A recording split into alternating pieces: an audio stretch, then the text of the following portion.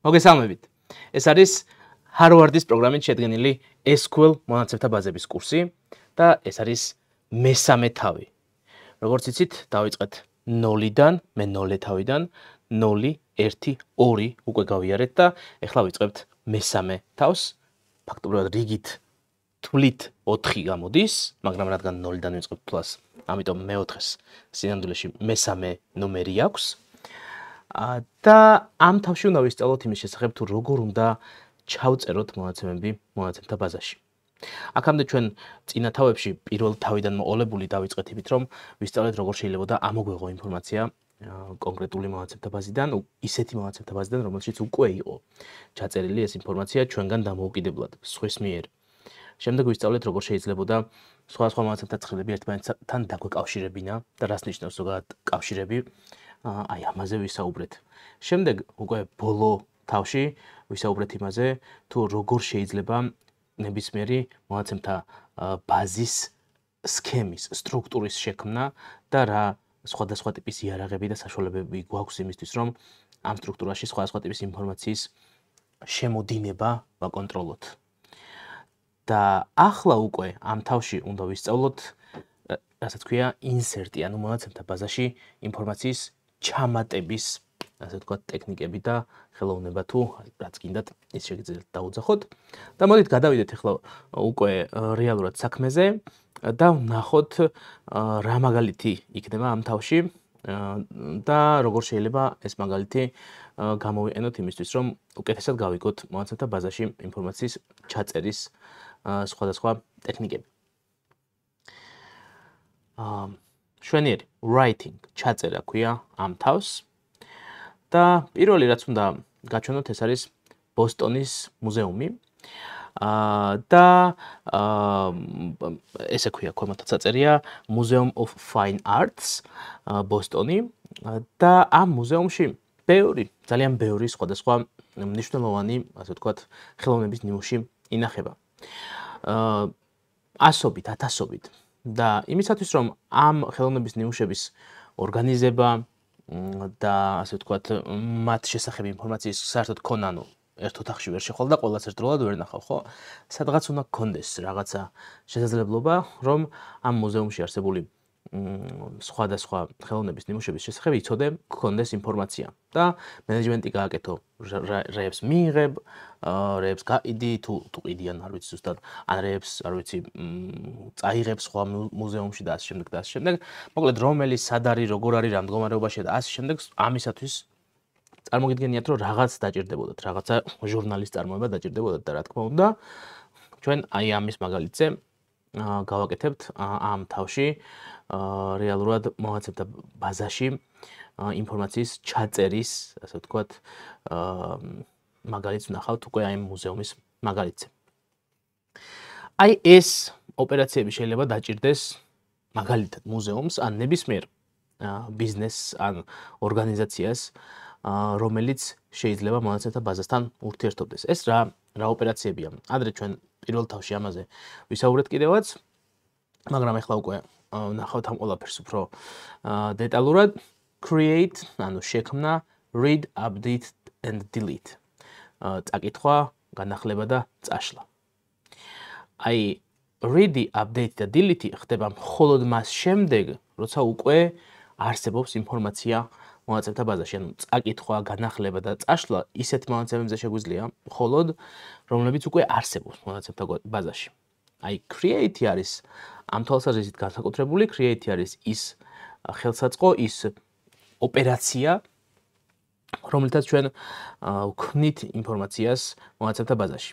არ გეგონოთ, რომ create SQL-ის ტერმინია. არა, უბრალოდ შექმნას გულისხმობს და ზოგადად შექმნის ოპერაცია read, update, delete პირველ ასოებს თუ ჩაამტკრივებთ, აღმოაჩენთ, რომ ეს არის CRUD. იკითხება როგორც CRUD. და ეს ზოგადად CRUD ოპერაცია, CRUD ტერმინი აერთიანებს ამ create, read, update, delete ოპერაციებს და CRUD-ის სინამდვილეში არის ნებისმიერი მონაცემთა ბაზისთვის დამახასიათებელი ტერმინი, ანუ ნებისმიერ მონაცემთა ბაზაში გჭირდება მონაცემების ჩაწერა, წაკითხვა, განახლება, წაშლა. ეს 4 ოპერაცია არის ფაქტობრივად ქვაკუთხედი ნებისმიერ მონაცემთა ბაზასთან ურთიერთობისას. შვენიერი. და აი create-ის შესატყვისი SQL-ში არის insert-ი. ანუ მონაცემთა ბაზაში, როცა გინდა რომ ინფორმაცია ჩაწერო, ეს შეიძლება იყოს კონკრეტული რაღაცა ხელოვნების ნიმუში, ნახატი, ქანდაკება, არ ვიცი, ნებისმიერი რამ. ამ შემთხვევაში უნდა რა თქმა უნდა პირველ რიგში გქონდეს მონაცემთა ცხრილის სქემა მომზადებული, როგორც ჩვენ წინა გაკვეთილებში ვისწავლეთ და წინა თავში და შემდეგ აი ამ ცხრილში უნდა მოვახერხოთ ინფორმაციის ჩაწერა. რეალურად წარმოვიდგინოთ რომ გვაქვს აი ასეთი ცხრილი, რომელსაც აქვს ID-ველი, რომელსაც აქვს title-ი, ანუ სათაური, accession number-ი, წარმოვიდგინეთ რომ როგორც აი მუზეუმში რაღაცა შიდა დანომრვის და შიდა ტრეკინგის სისტემა აქვთ ყოველი, ასე ვთქვათ, ხელოვნების ნიმუშისთვის, რაღაც თავიანთ ნომრებს ანიჭებენ.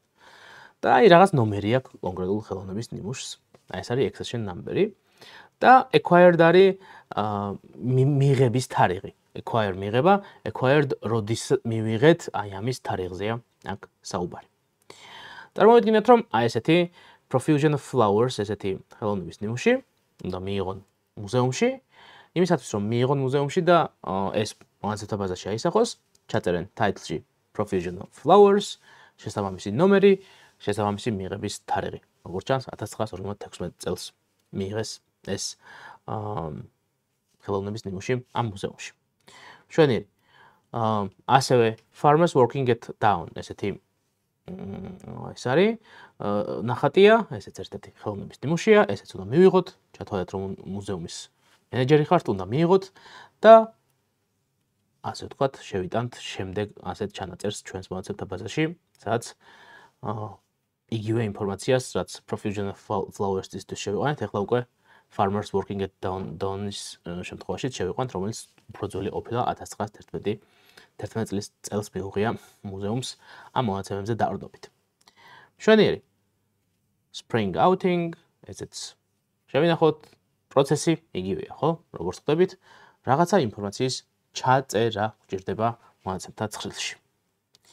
იმისათვის რომ ინფორმაცია ჩავწეროთ მონაცემთა ცხრილში, გვჭირდება აი ასეთი კონსტრუქციის მქონე query, SQL query, insert into, ანუ ჩაამატე რაღაცაში, into რაღაცაში, into table, ამ შემთხვევაში ჩაამატე ცხრილში და შემდეგ უკვე სვეტების დასახელებებს ჩამოვთვლით და შემდეგ უკვე წერთ values, ასეთ keywords და შემდეგ უკვე იგივე თანმიმდევრობით, რა თანმიმდევრობითაც სვეტები ჩამოვთვალეთ, სვეტების დასახელებები იგივე თანმიმდევრობით ჩამოვთვლით უკვე იმ ნიშნულობებს, რომლებიც გვინდა ამ სვეტებში ჩაემატონ ერთი სტრიქონის სახით. და მივიღებთ იმ სიტუაციას, რომ რეალურად აი აქ წეღან როგორც ვამატებდით აი აქ რაღაცებს, ესენი სინამდვილეში აი ასეთი insert into query-ების საშუალებით დაემატება. რომელსაც რა თქმა უნდა ვნახავთ შემდეგ გაკვეთილებში, როგორ გამოიყურება და რანაირად შეიძლება რეალურად ეს ყველაფერი აი ესე უკვე ჩავამატოთ ცალ-ცალკე სტრიქონების სახით. მაგრამ მოდით ახლა პირველ რიგში სანამ მაგაზე გადავალთ, პირველ რიგში დაგვჭირდება რომ ახალი მონაცემთა ბაზა შევქმნათ და ამ ახალ მონაცემთა ბაზაში ჩვენი ახალი სქემა გავაკეთოთ, რომელიც ასახავს აი ამ სიტუაციას, ექნება ID, title, accession number და acquired. რადგან უკვე ვიცით როგორ ხდება სქემის გაკეთება, ამიტომ მოდი უკვე ჩვენ გავაკეთოთ, ანუ ვინმეს მოტოდებული კი არ იყოს. მაგრამ ჩვენ თვითონ გავაკეთოთ ეს სქემა, ვნახოთ როგორ არის სქემის შექმნის პროცესი კიდევ ერთხელ. იმისთვის რომ გავამზადოთ ჩვენი მონაცემთა ბაზა, იმისთვის რომ შემდეგ უკვე insert ბრძანებები გავუშვათ. შვენიერი, დაუბრუნდეთ ჩვენს წინა, ასე ვთქვათ, ჩვენ წინა გაკვეთილის სიტუაციას. აქ გვაქვს სქემა SQL ფაილი, რომელიც არაფერში იდეაში აღარ მჭირდება, აქ არსებული ინფორმაცია წინა გაკვეთილისგან მოვჭით, ამიტომ მოდით ისევ ამ ფაილს გამოვიყენებ, უბრალოდ გავასუფთავებ ამ ფაილს ცარიელი იყოს. აქ გვაქვს mbta.db, რომელიც ასევე აღარ მჭირდება, ამიტომ აქედან გამოვალ და mbta.db-ის საერთოდ წავშლი. აღარ მჭირდება ეს ფაილი, ამიტომ შესაბამისად ეს მონაცემთა ბაზაც არ მჭირდება, ამიტომ ამას საერთოდ წავშლი. პირველი რაც შეგვიძლია გავაკეთოთ, არის რომ შევქმნათ მონაცემთა ბაზა, რომელშიც შევინახავთ აი ამ ხელოვნების ნიმუშების შესაბამის ინფორმაციას ჩვენი მუზეუმისთვის. მშვენიერი. ამ შემთხვევაში მოდით ეს გავადიდოთ და გავახსენებთ SQLite ბრძანებას SQLite 3, რომლის შემდეგაც შეგვიძლია დავწეროთ იმ მონაცემთა ბაზის სახელი, რომელიც შექმნაც გვინდა, ან რომელიც უკვე არსებობს და რომელიც გახსნაც გვინდა, ხო? ამ შემთხვევაში არ არსებობს ამ მუზეუმისთვის მონაცემთა ბაზა, ამიტომ მოდით შევქმნათ. MFA-DB საუკლებ. MFA ნიშნავს Museum of Fine Arts, Museum of Fine Arts და ამიტომ შემოკლებით MFA დავარქვათ. როგორც ხედავთ, აი აქ მხოლოდ schema SQL ფაილი მაქვს, მონაცემთა ბაზის ფაილი DB ფაილი არ მაქვს ჯერჯერობით, მაგრამ აი ახლა აქ ამას გავუშვებ, შევედით, ნახოთ tables, ნამდვილად ცარიელია, მშვენიერი და IS MFA-DB ნამდვილად აი აქ შეიქმნა. და ახლა მოდით ავდგეთ და გამოვიყენოთ IS schema SQL ფაილი, რომელიც ამ წუთას ცარიელია და რომელსაც ახლა მე გადმოვაკოპირებ სქემას, წინასწარ მომზადებულ სქემას და ჩვენი ხელით შეგვიძლია რომ შევქმნათ ეს სქემა. გავახსენებთ სლაიდიდან, როგორი სიტუაცია იყო, გქონდა ID, title, accession number და acquired ველები და ჩვენ შეგვიძლია ავდგეთ და ზუსტად იგივე ველები დავამატოთ ჩვენს collections ცხრილი დავარქვათ ამას collections ამ MFA DB-ში collections ცხრილი შევქმნათ, რომელშიც იქნება ID, ინტეჯერი, title, რომელიც იქნება ტექსტი, რომელიც არ შეიძლება იყოს ცარიელი, accession number-ი, რომელიც იქნება ასევე ტექსტი, რომელიც არ შეიძლება იყოს ცარიელი და უნდა იყოს უნიკალური და acquired იქნება თარიღი, რომელიც იქნება numeric და შესაბამისად ვამბობთ, რომ primary key ამ შემთხვევაში არის IS ID. მშვენიერი.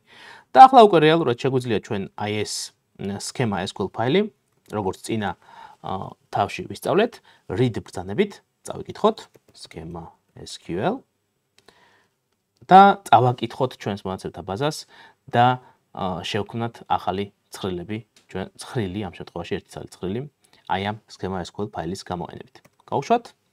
ახლა უკვე tables რო ნახოთ collections ცხრილი შეიქმნებოდა, კი ბატონო, შეიქმნა. ასევე შეგვიძლია ვნახოთ სქემა, სქემის მიხედვითაც რეალურად ახალი ცხრილი შეიქმნა. აი ეს უკვე ეს ყველაფერი საშუალებას მოგცემს, რომ ჩვენ ზუსტად ის ასე ვთქვათ ბრძანებები გავუშვათ, რომელიც წეგან ჩვენ აი ვნახეთ. აი ეს ბრძანებები, insert into ბრძანებები, რომელიც საშუალებას მოგცემს, რომ ჩავწეროთ ინფორმაცია მონაცემთა ბაზაში. აი ეს ინფორმაცია და შემდეგ უკვე ამ ინფორმაციაზე დაყრდნობით უკვე ვაწარმოოთ მონაცემთა ბაზა. მშვენიერი. ამ გაკვეთილში სულ ეს იყო. შემდეგ გაკვეთილში უკვე დავიწყებთ insert ბრძანებების გამოყენებას. იქამდე გთხოვთ რომ დალაიქოთ ეს ვიდეო, გამოიწეროთ ჩვენი არხი და კომენტარებში გითხრათ რას ფიქრობთ, რამდენად მოახერხეთ წინა თავის დავალებების გაკეთება, რაიმე პრობლემები ხო არ შეგექმნათ და ამ შემთხვევაში რამდენად ასე ვთქვათ, აღფრთოვანებული ხართ ან გახარებული ხართ იმით, რომ რეალურად ახალი საკითხის შესწავლა დავიწყეთ.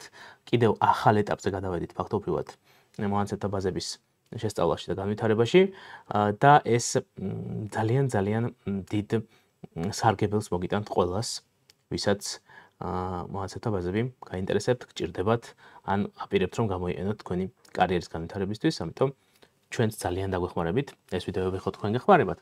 ჩვენს ძალიან დაგვეხმარებით იმ ლაიქებით, subscribe-ებით თუ კომენტარებში აქტივობით, რასაც გამოიჩენთ. ასე რომ დაგვეხმარეთ, რომ შევძლოთ, რომ ჩვენც გავაგრძელოთ თქვენთვის დახმარება. აბა დროებით და შევხვდებით შემდეგ გაკვეთილში უკვე ინსერტებზე ვისაუბრებთ პირდაპირ.